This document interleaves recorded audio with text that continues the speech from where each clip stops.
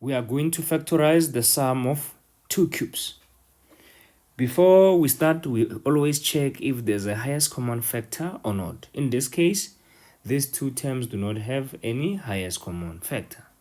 So we are sorted. We can start to factorize.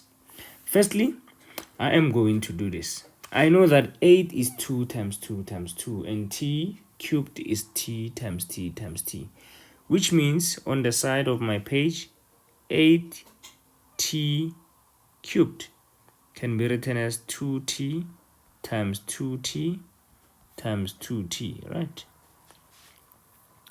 Then 125p cubed can be written as 5p times 5p times 5p, right?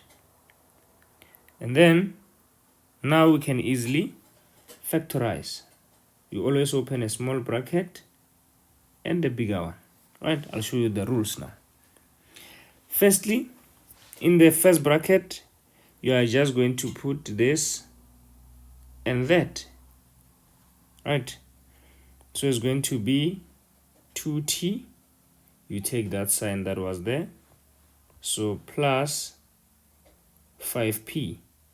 And you can see that I started with this 8 with this one with t because that's where it starts on the original. So you can't say 5p plus 2t. It's gonna be wrong.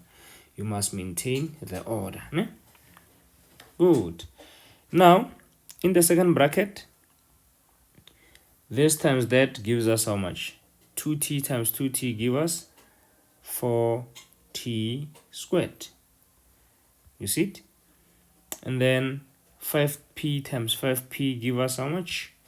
It gives us 25p squared. No? You put it at the end. And then in the middle, you times these two together. 2t times 5p is 10tp. So 10tp.